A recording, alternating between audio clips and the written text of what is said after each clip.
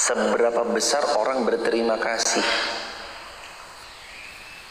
seberapa kuat pengaruh dari kebermanfaatan yang Anda sedang tebarkan. Makin luas manfaatnya, makin berpotensi kita jadi orang yang baik. Basyirau wa nadhira, dalam rangka kasih kabar gembira, juga dalam rangka memberi peringatan. Apalagi kalau dalam skup ayat yang Allah firmankan dalam Ali Imran 104, wal takum minkum ummah yad'una ilal khair ya'muruna bil ma'ruf wa yanhauna 'anil munkar. Coba jamaah teliti lagi ayatnya pelan-pelan. Sebelum jamaah nahyu 'anil munkar, sebelum hadirin nahi munkar, ada dua yang mesti dilakukan. Apa dua yang mesti dilakukan sebelum nanti kita nahi munkar? Yang pertama, ya wal takum minkum ummah yad'una ilal khair. Yang harus dilakukan yang pertama tuh, kamu tuh harus ngajak orang berbuat baik sebelum kamu nahyu 'anil munkar. Yad'una ilal khair. Lalu yang kedua, ya'muruna bil ma'ruf. Yad'una ilal khair, kamu ngajak orang untuk berbuat baik. Ya'mur, kamu memerintahkan orang bil ma'ruf, untuk mengerjakan kebaikan. Baru ya'muruna bil ma'ruf wa yanhauna 'anil munkar. Jadi ada tahapannya, ada step-stepnya. Sebelum nanti kita bicara yanhauna 'anil munkar, ada tahapannya. Yad'una ilal khair ya'muruna bil ma'ruf, ajak berbuat baik, perintahkan berbuat baik. Jadi ajakan kepada kebaikan itu harus dua kali lebih besar, lebih banyak sebelum daripada kita menahan dari yang mungkar. Makanya kalau ada yang bertanya, apa hukum suami yang gak mau sholat? Jawabannya, hukumnya ya diajak sholat. Apa hukumnya suami yang gak mau sedekah? Jawabannya ya diajak sedekah. Ini kita baru belajar bertanya hukum, tahu-tahu hukum suami yang gak sholat adalah langsung diberikan nazir. Wah, tambah misalnya, kalau tambah gak sholat kan kasihan. Anak kecil datang ke masjid, dibentak gara-gara ramenya. Kau usah datang lagi ke masjid, besok gak datang lagi ke masjid, karena ada nazir, ancaman, peringatan, bentakan. Lagi orang itu jamaah memang fitrahnya maunya itu jangan langsung tiba-tiba diingetin dulu, maunya tuh dihibur dulu, di entertain dulu. Apalagi zaman sekarang ya jamaah ya, zaman sekarang tambah lagi konten-konten entertain itu dikonsumsi lebih dominan daripada konten-konten edukasi. Makanya edukasi juga harus pandai-pandai mengemas gimana caranya supaya edukasi itu mudah diterima. Dikemaslah edukasi dibalut dengan entertain. Ala kulli hal, selama nggak ada pelanggaran secara hukum syar'i atau nggak ada pelanggaran sama sekali dalam syariat ini, dan tidak mengamalkan atau tidak bersikap dengan sikap-sikap yang Allah murkai, silakan aja. Entertain itu kan bumbu-bumbu yang membuat ilmu ini mudah diserap. Kalau bahasanya terlalu tinggi, hadirin sekalian, dewasa ini kita sama-sama melihat realita yang intangible. Waduh, mudeng nggak jemaah? Wah, nggak mudeng jemaah. Maka bahasanya kadang perlu diselaraskan, disamai, agar supaya frekuensinya itu nyambung. HT itu kalau frekuensinya 8,7 dan HT satunya lagi 8,6, padahal selisih 0,1, 8,7 sama 8,6, nyambung atau nggak nyambung? Nggak nyambung. Dia butuh yang sefrekuensi, 8,7 dengan 8,7. Ambil frekuensi itu supaya sama dengan bahasa kaumnya. Kalau dalam Al-Quran surah Ibrahim ayat yang keempat, Allah subhanahu wa ta'ala mengutus Nabi Ibrahim bilisani qaumihi liyubayyina lakum. dengan bahasa kaumnya supaya kaumnya mudah menerima dakwahnya Nabi Allah Ibrahim. Basyira wa nadhira. Jadi kasih kabar gembira dulu, baru terus kemudian kasih peringatan. Wallahu ala kulli syai'in qadir. Sesungguhnya Allah itu maha berkuasa atas segala sesuatu. Jangankan merubah hati kita yang tadinya sempit menjadi lapang. Lagi susah keadaan kita lalu berubah menjadi mudah. Lagi bimbang, resah, gelisah dan galau kita menjadi berbunga-bunga sebab karena ada kabar baiknya. Jangankan merubah hidup kita yang tadinya nelangsa sengsara berubah menjadi kehidupan yang berkecukupan, lagi kaya raya. Bahkan Allah membuat yang lebih rumit dari itu saja bisa. Allah menciptakan semut, nyamuk, lalat. Yarhamukallah. Allah ciptakan dunia dan seisinya, alam semesta dan semua planet-planet dan gugusan bintangnya aja bisa. Apalagi cuma merubah hari-hari kita yang tadinya nelangsa menjadi bahagia, yang tadinya miskin menjadi kaya raya. Sangat mudah bagi Allah. Terlalu mudah. Sangat teramat mudah bagi Allah.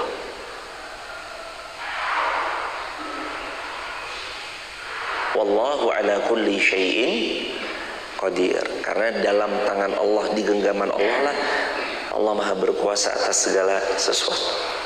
Ayat berikutnya, wa qala Musa liqaumihi ya qaumi dzkuru ni'matallahi 'alaikum. Dan ingatlah ketika Musa berkata kepada kaumnya, wahai kaumku, ingatlah akan nikmat Allah ketika Allah mengangkat nabi-nabi di antara kalian. Idz ja'ala fikum anbiya. Salah satu nikmat yang Allah kasih di antaranya adalah diutusnya nabi dan rasul. Itu nikmatnya luar biasa jemaah. Diutusnya nabi dan rasul. Salah satu kenikmatan yang tidak tara adalah diutusnya nabi dan rasul. Wa ja'alakum muluka. Dan Allah Subhanahu wa taala menjadikan kamu sebagai orang-orang yang muluka, merdeka.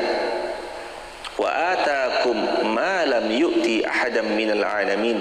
Dan Allah berikan kepadamu apa yang belum pernah Allah berikan kepada seorang pun di dunia ini dari umat yang lain. Allah Subhanahu wa taala memberikan kepada kaum-kaum di waktu itu 3. Satu, nabi dan rasul diutus kepada mereka dan mereka mendapati masa itu. Yang kedua, mereka dijadikan oleh Allah hamba-hamba yang merdeka. Yang ketiga, diberikan kepada mereka hal-hal yang belum pernah diberikan kepada umat sebelum mereka. Saking sayangnya Allah sama umat-umat pada masa itu, umat yang akan datang kemudian pun juga tetap disayang sama Allah. Buktinya Nabi pernah bersabda dari riwayat Imam Muslim, sesungguhnya kalian wahai umatnya Rasulullah, kalian ini wahai umat-umatku, kata Rasulullah, kedudukan kalian 70 kali lipat lebih tinggi dari umat-umat sebelum kalian. Bahkan kata Nabi, kalian ini sebanding dengan 70 umat sebelum kalian. Sebanding dengan 70 umat sebelum kalian. Umur kita tuh cuma pendek jemaah, sekitar 60-an tahun. Tapi umur kita 60 tahun, tapi kalaupun nyampe, dan itu pun 60 tahun mampu menandingi amaliyah-amaliyah umatnya Nabi Musa, umatnya Nabi Isa, umatnya Nabi Nuh yang ribuan tahun itu, dan umat-umat sebelum baginda Nabi Muhammad sallallahu alaihi wasallam. Ayat 21, ya qaumi dkhulul ard, ya qaumi dkhulul ardal muqaddasah allati kataballahu lakum wa la tartaddu ala adbarikum fatanqalibu khasirin. Wahai kaumku, masuklah kamu ke tanah suci. Di mana? Palestina, yang telah ditentukan Allah bagimu. Hadirin, Sebentar ya, kita sedikit membahasnya tentang Al-Ardul Muqaddasah atau Ardul Muqaddasah. Masuklah kamu ke tanah itu, bahwa itu adalah tanah yang Allah telah tentukan bagimu, bahwa disebut dalam Al-Quran Ardul Muqaddasah, tanah yang Allah sucikan. Bukan sembarang tanah, jemaah. Kenapa saudara kita di Palestina nggak mau keluar? Bukannya nggak mau keluar, beliau menjaga marwah kehormatannya kaum muslimin, karena itu Ardul Muqaddasah. Wajahidu bi amwalikum wa anfusikum. Kembali lagi tentang berjihad di jalan Allah, bahwa kita tahu caranya adalah dengan harta, lalu kemudian dengan jiwa. Bicara tentang Ardul Muqaddasah, tanah ini tanah mulia, tanah kebanggaan umat Islam, tanah yang ketika dibebaskan Sayyidina Umar bin Khattab sampai datang jauh-jauh, dan beliau merelakan perjalanan panjang jauh-jauh hanya untuk serah terima kuncinya. Ini kalau bukan event penting, nggak mungkin Sayyidina Umar bin Khattab akan datang sejauh itu. Kita kan akan datang karena menurut kita ini acara akan penting bagi kita kan. Tapi kalau menurut kita ini acara kayaknya nggak penting, unnecessary. Kalau nggak penting ya kita nggak mau datang. Tapi kalau kita merasa itu acara penting bagi kita dan sangat penting, walaupun sesibuk apapun kita pasti meluangkan waktu tentang hal itu. Sayyidina Umar bin Khattab menganggap Ardul Muqaddasah sangat penting karena beliau tahu Rasulullah pernah bersabda, Allah juga berfirman dalam Al-Quran, Al-Ardul Muqaddasah, tanah yang suci, yang mana kita memang harus ada di pihak itu. Jangan malah ada di pihak sebaliknya, hadirin. Jangan ada di pihak sebaliknya. Apa yang bisa kita sumbangkan untuk saudara-saudara kita? Jawabannya doa, lalu harta, atau harta dan doa. Kalaupun bisa disampaikan ada seruan dari pemerintah yang sah, presiden dalam hal ini menyuruhkan sesiapa yang mau berangkat silakan berangkat, dibiayai oleh negara. Panggilan itu panggilan seruan untuk berjihad, datangi. Kaum muslimin itu cuma dua pilihannya, ish kariman au mut syahidan. Kalau hidup-hidupnya penuh dengan kemuliaan, kalau dia mati, matinya karena mati syahid. Al-Ardul Muqaddasah, yakni Baitul Maqdis.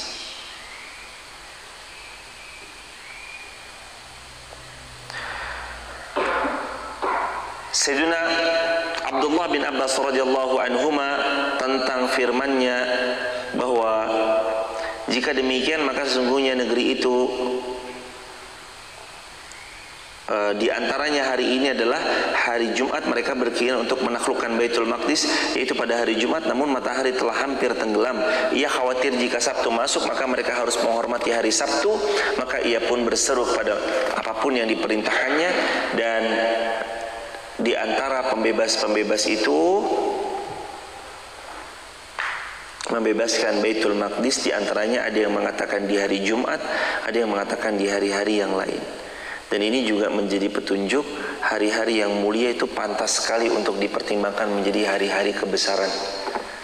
Hari-hari yang mulia itu kalau dalam Islam semua hari mulia kecuali hari termulianya kata Nabi, ja'alallahu lakumul 'id, yakni yaumul jum'ah. Allah jadikan tiap pekan kalian punya hari raya kalian adalah hari Jumat.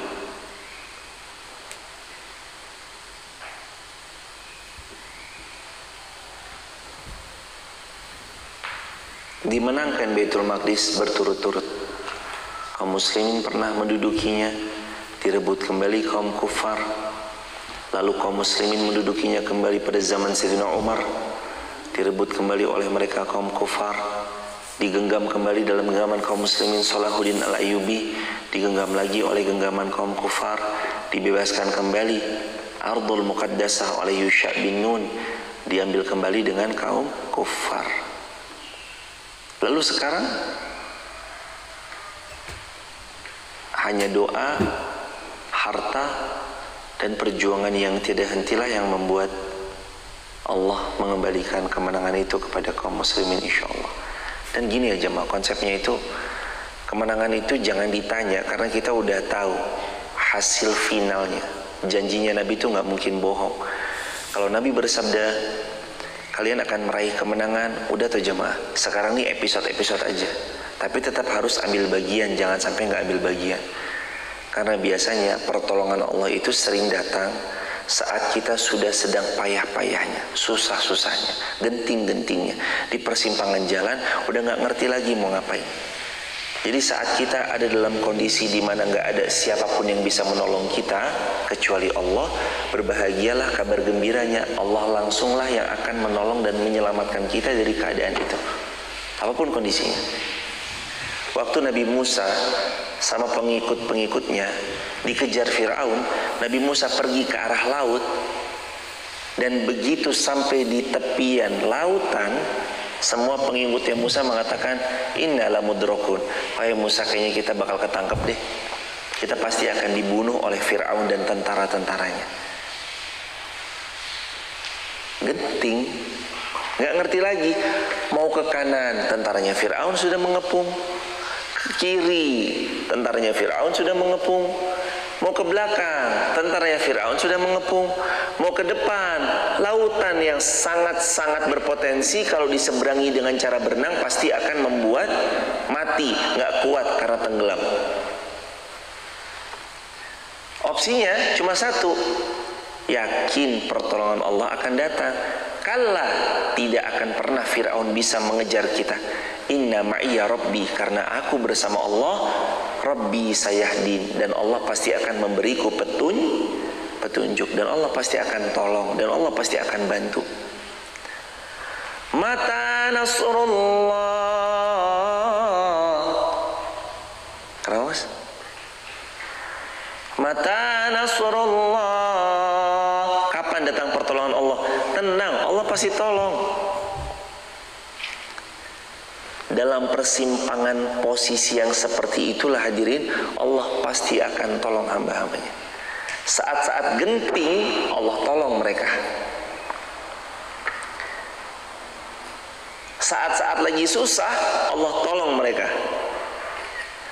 Saat Nabi Ibrahim sudah masuk ke dalam api, baru Allah tolong Nabi Ibrahim. Ya naru kuni barda wa salaman ala Ibrahim. Saat Nabi Musa dikepung tentara Fir'aun, kanan kiri tentara Fir'aun, belakang tentara Fir'aun, depan laut, Allah belah lautnya sehingga menjadi mudahlah Nabi Musa dan pengikutnya jalan melewati laut.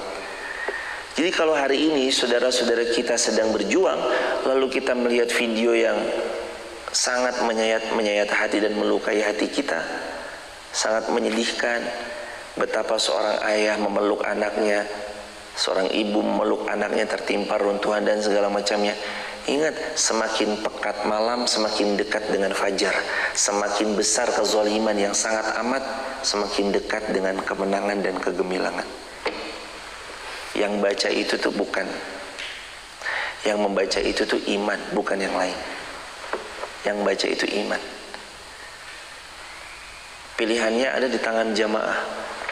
Jamaah mau ikut berperan atau jamaah mau jadi yang diem aja, tuh terserah. Hadirin, ini ada proyek kebaikan, contoh ya. Silakan kalau mau membersamai, fadhol masukin ke situ, itu ada kencelengnya. Kalau nggak mau juga nggak ada masalah. Mau jamaah bantu atau jamaah nggak bantu, proyek baik itu pasti akan selesai. Jamaahnya ada masjid, dengan pertolongan Allah kalau jamaah mau bantu silahkan, kalau jamaah enggak juga silahkan. Mau kita bantu atau kita enggak bantu, masjid itu pasti selesai, rampung. Tapi yang rugi siapa kalau kita enggak ikut andil?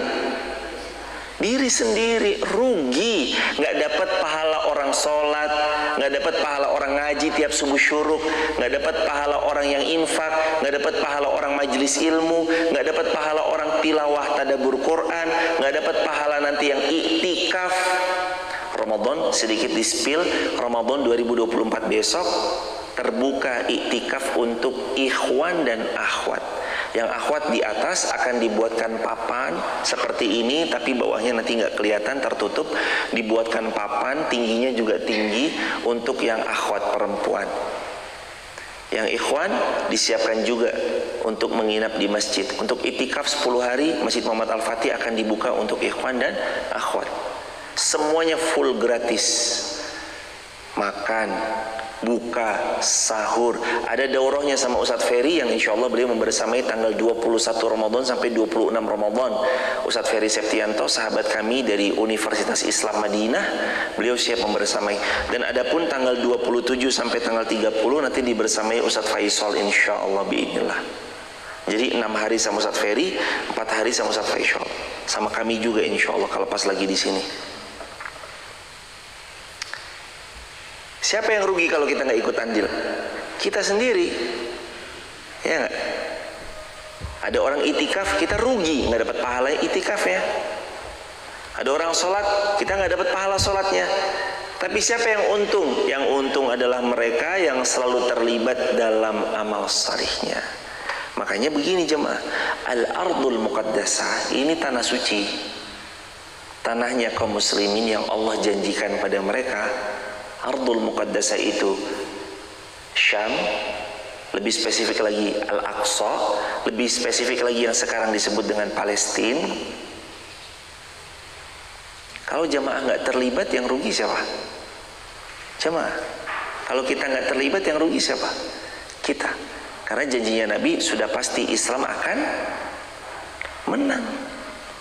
Nggak usah cari yang lain-lain, cukup dengan ucapan Rasulullah akan terjadi.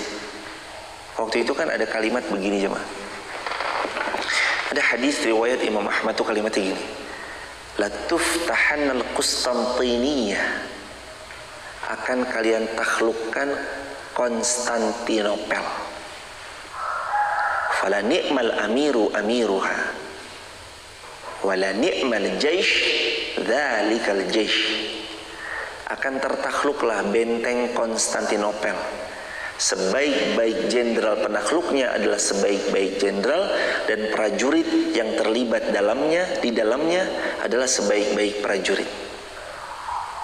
Pertanyaannya, kapan Konstantinopel tertakluk? Mungkin sebagian kita akan menjawab 1453, karena di tahun itu Muhammad Al-Fatih menaklukkan benteng Konstantinopel.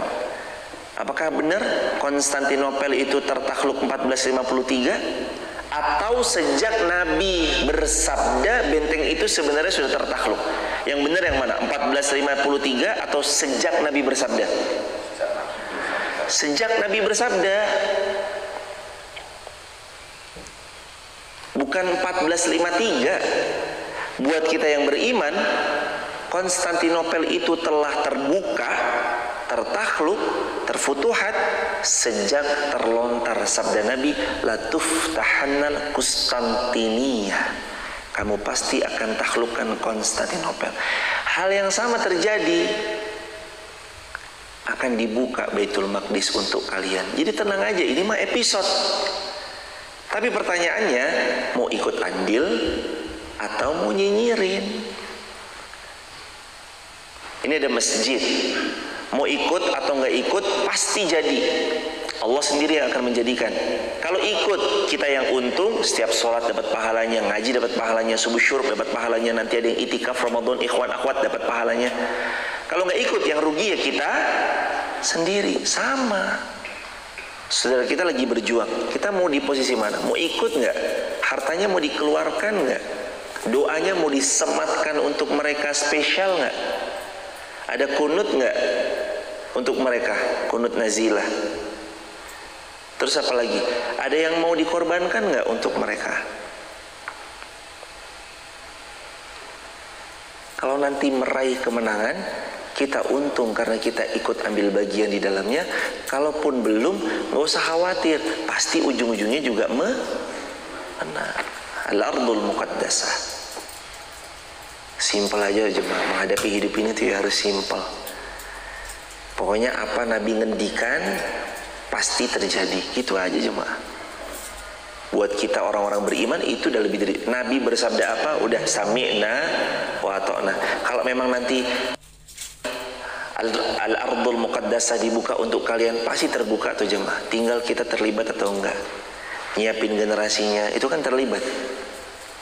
Jadi terlibat itu memang dengan doa, memang dengan harta, dengan jiwa. Tapi yang nggak boleh juga dilupakan yang kemarin itu yang saya utarakan di Quran surah Ali Imran ayat 200, ya ayyuhalladzina amanu isbiru, wahai orang beriman kamu sabar ya, wasabiru, kalau sudah sabar kamu sabar lagi ya, warabitu, kamu harus siap. Gimana cara mempersiapkannya? Kalau jamaah memang bisa mempersiapkan, ada barisan di belakang, yakni anak-anaknya jamaah, didik anak-anak kita yuk. Tetangga, didik tetangga terdekat kita yuk. Ada TPQ di Seribit, ayo anak-anak TPQ di Seribit, bismillah yuk. Jadiin generasi-generasi yang mencintai Quran, mengamalkan Quran, mengerti apa tujuan hidup mereka. Ada SD di sini, didik mereka. Nanti ada Ma'had Ali di sini, siapkan. Hadirin jamin dirahmati Allah. Butuh kita ini jemaah. Satu RT, kalau bisa mah ada satu ustadz yang membersamai. Satu RT, ingat nggak kemarin? Satu RT ada satu ustadz yang membersamai, satu RT ada satu pondok pesantren. Keren jemaah. Kesana ada pondok, sini ada pondok. Gerak dikit ke sana ada pondok. Ke depan ke Deling ada pondok. Nyerong dikit ada pondok. Seneng ada pondok jemaah. Dalam upaya apa? Emang dikiranya sekedar buat diri kita sendiri? Enggak. Kita berpikir ke depan. Kita berpikir panjang. Semakin banyak orang mengenal Allah, nanti saat dia mengenal Allah lebih dalam, makin banyak orang yang mengajarkan orang lain untuk mengenal Allah. Terdidik mereka, disiapkan ilmu alatnya, disiapkan semua-muanya, diberikan ilmu terbaiknya, dipahamkan tentang bagaimana realitas zamannya. Zaman sekarang kan zaman sosial media. Dipahamkan tentang realitas sosial media itu kayak gimana, sehingga mereka gunakan media sosial untuk kebaikan. Walhasil efeknya untuk siapa? Untuk kita dan seluruh kaum muslimin juga pada akhirnya. Begitu hadirin. Nah ini namanya al-ardul muqaddasah. Masuklah kalian ke tanah suci Palestina yang telah Allah tentukan pada kalian. Janganlah kamu berbalik ke belakang karena takut kepada musuh. Nanti kamu menjadi orang yang rugi. Wala tartaddu. Ini pahami jemaah begini. Cara baca ayat itu begini. Wala tartaddu. Kalau kamu sudah berjuang, kamu sedang bersungguh-sungguh, kamu terlibat dalam setiap episode event kebaikan atau apapun jenisnya, dalam hal syiar agama Allah, wala tartaddu. Memang sih ayat ini tentang berjihad, tapi kan makna jihad itu makna yang bisa diluaskan, bukan cuma sekedar di medan perang. Tapi kan makna jihad itu juga maknanya jihad itu sungguh-sungguh, bersungguh-sungguh dalam menjalankan syariat, taat kepada Allah, berusaha ngajak orang jadi baik. Makanya sebenarnya Quran ini juga mengikat. Kamu mau dakwah sampai kapan? Mau belajar sampai kapan jamaah? Coba saya tanya, jamaah mau belajar sampai kapan? Sampai mati. Wala tartaddu. Ini loh ayatnya, jangan berbalik arah. Kalau sekarang udah, ya Allah, bismillah, udah punya arah, mau mempersiapkan diri menjelang kematian, wafatnya kita, jangan balik arah, jangan belok, jangan putar balik. Wala tartaddu, jangan kamu berbalik arah yang membuat kamu nanti khasirin, pasti rugi. Apalagi mohon maaf, Allah berfirman dalam Al-Quran, ini ayatnya memang spill tentang angka. Mohon maaf ya jemaah, hatta balagha asyuddah, hatta balagha asyuddah arba'ina sanah, sampai kalian mendapati mereka tumbuh balik bahkan menyentuh arba'ina sanah, berusia 40 tahun. Al-Quran tuh kalau nyebut pasti nggak sembarangan loh. Kenapa kok 40 tahun? Kenapa nggak 60? Hatta balagha sittina sana atau khamsina sana, 50 tahun, au sittina sana, 60. Kenapa kok nyebutnya Quran arba'ina sana? Umur 40 tahun ini umur-umur rawan jemaah. Kata ulama kalau 40 belum balik menuju Allah, agak-agak sulit dia kembali menuju Allah lepas dari umur itu. Tapi kalau sebelum 40 tahunnya udah manuver, udah balik arah, sebelumnya jauh dari Allah, sekarang mendekat kepada Allah, jauh lebih mudah. Walaupun semuanya sih nggak ada yang nggak mungkin bagi Allah. Umur 61 tahun aja kalau tobat bisa-bisa aja. Tapi kan 40 tahun itu turning point-nya. Kalau dia kembali ke Allah, akan lebih mudah dia mendapatkan keberkahan dalam hidup. Jemaah umurnya berapa? Wah, 17 tahun kayaknya. Ini PR buat kami, buat kita semua jemaah.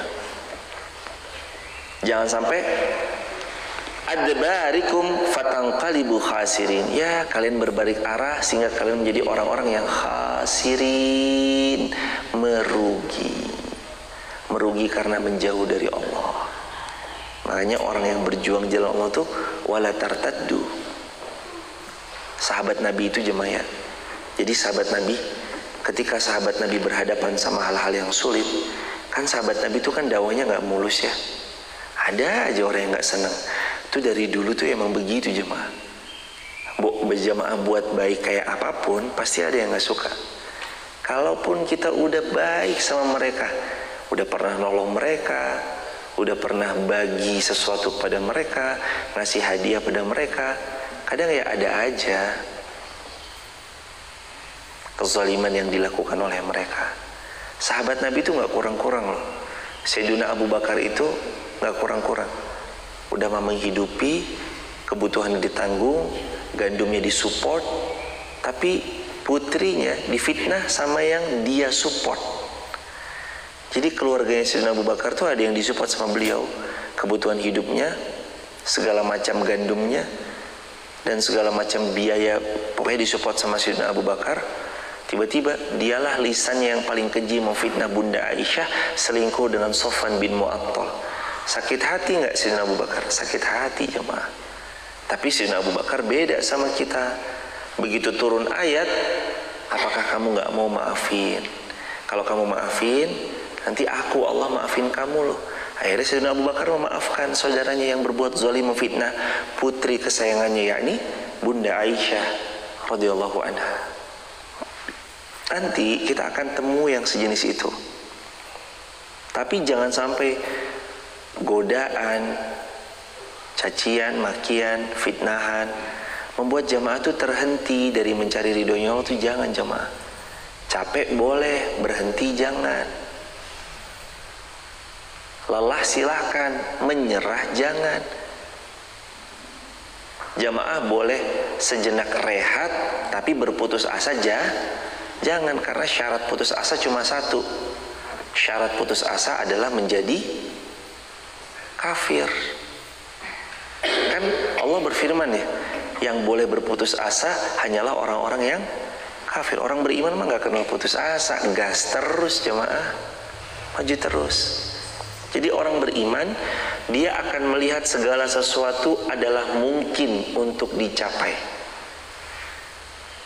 Jadi orang beriman adalah orang yang memandang dari segala sudut dengan pandangan optimisme bukan pesimis. Orang beriman, orang yang kalau sudah mengazamkan kepada sesuatu, mereka pantang berbalik arah. Dalam peribahasa kita kenal, sekali layar berkembang, pantang surut ke belakang. Kalimat ayatnya wala tartaddu ala adbarikum fatanqalibu atau fatanqalibu khasirin. Sekali layar terkembang, wala tartaddu, pantang berbalik arah. Ala adbarikum fatanqalibu khasirin. Karena kalau kamu balik arah, kamu pasti jadi orang yang merugi, bangkrut, rugi jemaah. Terakhir, Mereka berkata, wahai Musa, sesungguhnya di dalam negeri itu ada orang-orang yang sangat kuat dan kejam. Kami tidak akan memasukinya sebelum mereka keluar darinya. Jika mereka keluar dari sana, niscaya kami akan masuk. Berkatalah dua orang laki-laki di antara mereka yang bertakwa, yang telah diberi nikmat oleh Allah, serbulah mereka melalui pintu gerbang negeri itu. Jika kamu masukinya, niscaya kamu akan menang. Dan bertawakal kepada Allah jika kamu orang-orang beriman. Ingat ayatnya, coba dibaca ayat ke-23. Fa-idza dakhaltumuhu fa innakum ghalibun. Kalau kamu punya ikhtiar masuk membersamai perjuangan saudara-saudaramu ardul muqaddasah, di tanah yang suci itu, Palestina, ghalibun. Janji Allah, pasti kamu akan menang. Wa 'alallahi fatawakkalu in kuntum mu'minin. Dan hanya kepada Allah sajalah kalian bertawakal. Saat nggak ada lagi penolong, saat nggak ada lagi yang bisa diandalkan, saat nggak ada lagi yang bisa dijadikan backingan, saat nggak ada lagi pihak yang mengulurkan tangan, dan saat tidak ada satupun makhluk yang bisa membersamai, memberi pertolongan, kabar gembira bahwa detik itu jugalah Allah sendiri yang akan menolong kita dengan pertolongannya. Allah langsung yang akan mengangkat kita dengan perlindungannya. Allah langsung yang akan membuat kita bahagia dengan kebahagiaan hakiki darinya. Jemaah bertanya-tanya, kapan pertolongan Allah? Nggak usah ditanya, Allah tuh pasti nolong jemaah. Tanpa kita bertanya pun Allah pasti membantu dan Allah pasti nolong. Tugas kita, tunjukkan keberpihakan, bantulah saudara kita yang sedang berjuang, yang harta bantu dengan harta, yang mampu doa bantu dengan doa, yang mampu fisik jiwanya, silahkan bantu dengan jiwanya. Apa Allah berfirman? Fa-idza dakhaltumuh, kalau kamu membersamai mereka, apapun bentuk kebersamaannya, kamu masuk ke dalamnya. Masuk ini juga masuk ke dalam tanah Palestina secara harfiah, tapi secara konteks yang lebih luas adalah kalau dalam jauh jaraknya, kita bantu doa, kita sumbang harta, fa innakum ghalibun, kalian pasti akan menang. Jadi udah tahu belum ending dari semua cerita ini? Sudah tahu? Sudah kebaca? Sudah. Bahwa kaum muslimin pasti menang. Tergantung kita ada di pihak yang mana. Kalau kita terlibat, ingat, kita taruh saham di sana, kita panen pahalanya. Tapi kalau kita angkat kaki, gak mau terlibat, gak ada saham yang dituang di sana, saat kemenangan itu datang, kita nggak dapat apa-apa kecuali hanya isapan jempol penyesalan belaka. Jangan nyesal nanti jemaah, mending terlibat. Sudah disampaikan alhamdulillah kemarin yang dititipkan kepada Masjid Maaf untuk saudara-saudara di Gaza, Palestina. Semoga Allah meridhoi apapun yang kita keluarkan di jalan Allah Subhanahu wa taala. Dan sekali lagi hadirin, wala tartaddu itu selain bermakna kamu jangan lari dari medan jihad, itu artinya wala tartaddu, kamu jangan pernah berhenti. Kamu jangan pernah berhenti untuk menolong agama Allah apapun bentuknya. Jamaah kira jamaah ngaji subuh syuruk ini untuk diri jamaah aja. Enggak loh sebenarnya. Apapun yang kita lakukan di hari ini tuh akan berdampak untuk yang datang kemudian. Jadi gini, seorang ibu yang menanam di hari ini, mungkin ia belum merasakan hasil tanamannya yang dipanennya di hari ini juga. Saat dia menanam buah durian, nanti yang memanen itu boleh jadi anak dan cucu-cucunya. Setelah 15 tahun pohon durian itu lama-lama akhirnya berbuah. Jamaah ini subuh syuruk begini, mungkin jamaah belum ngerasain hari ini. Hari ini tuh kita belum ngerasain, tapi mulai kebayang gak? Pelan-pelan ternyata jamaah mengaji subuh syuruk ini membawa dampak minim untuk diri, untuk keluarga. Dan sekarang coba jamaah perhatikan deh, kalau jamaah follow akun-akun di Instagram atau akun-akun di TikTok. Dulu mungkin TikTok tempat joget-joget, tempat lip sync and dancing, tapi sekarang coba lihat TikTok setiap subuh, duha, zuhur, asar, maghrib, isya, isinya tuh ngaji. Sekarang subuh-subuh teman-teman yang mungkin follow para asatizah, pasti bulet-bulet live, siaran langsung, live, bulet-bulet tuh, semuanya lagi live, semua lagi ngaji, semua tinggal pilih aja. Aku yakin 2 tahun dari sekarang, bahkan mungkin setahun deh, bukan 2 tahun, nanti yang bulet-bulet live streaming setiap subuh tuh akan jauh lebih banyak lagi tuh jamaah. Jadi jamaah tinggal pilih aja, jamaah butuhnya mana? Butuh tentang hati ke sini, butuh bahasan fikih muamalah ke sini, butuh bahasan tauhid ke sini, butuh bahasan tentang ilmu bisnis ke sini, butuh bahasan tentang scale up rezeki, bagaimana cara ikhtiar menjemput rezeki ke sini. Makin banyak nanti. Apakah itu terjadi begitu saja? Ternyata enggak loh jamaah. Ada sebab akibat. Tahun 2000 mereka berjuang, dirasakan 2023 hijab sudah dikenakan dengan begitu santuinya sekarang. Semua pakai. Siapa yang berjuang sekarang? Boleh jadi belum sekarang dia akan rasakan, tapi dampaknya suatu ketika pasti dia akan rasakan. Inilah yang disebut dengan estafet berjuang. Wala tartaddu, jangan kamu berbalik arah, karena kalau kamu berbalik arah, niscaya kamu akan khasirin, menjadi orang-orang yang rugi. Begitu hadirin. Ayat 23, ayat 22 tadi intinya seperti itu ya jemaah.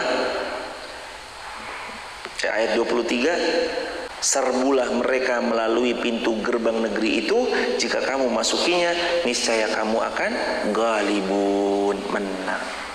Menang tuh jemaah, optimis.